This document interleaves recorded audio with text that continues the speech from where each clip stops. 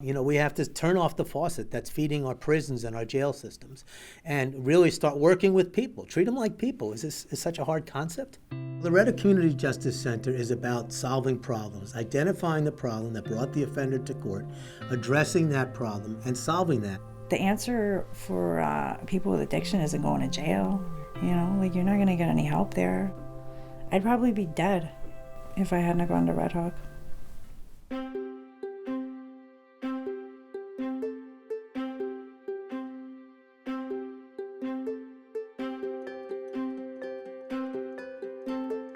Before the Justice Center was open, anyone arrested in Red Hook was taken down to the main courthouse.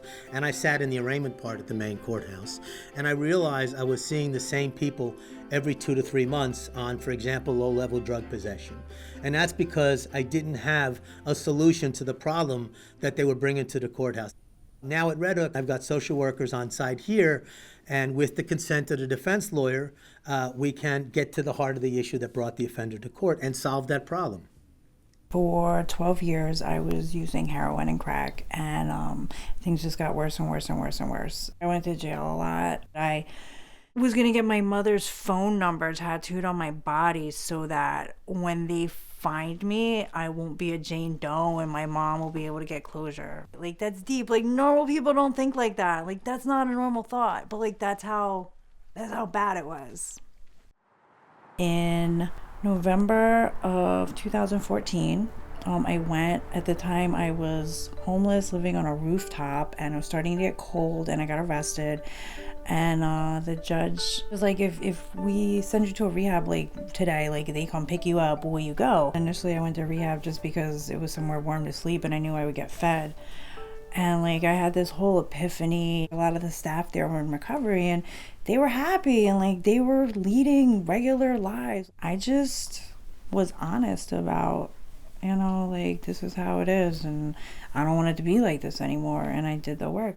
You know, we give people the opportunity to do the work, but they're the ones that have to do the work. And then I get to see the power of the human spirit in the courtroom, because it's amazing how far people can come back and get themselves to a place where they're addressing their needs.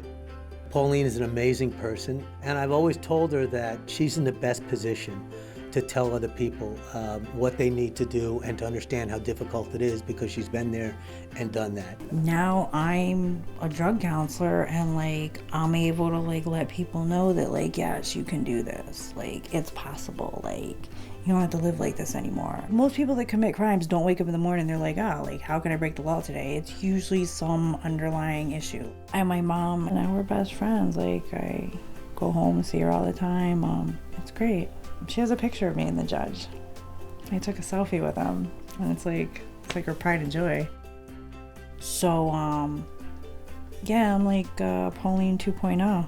You know, we always have to remember that many of us have had advantages that other people haven't. And when you treat people like people and you start to understand some of their backgrounds, that gets you to the place where you're willing to and you want to applaud and clap.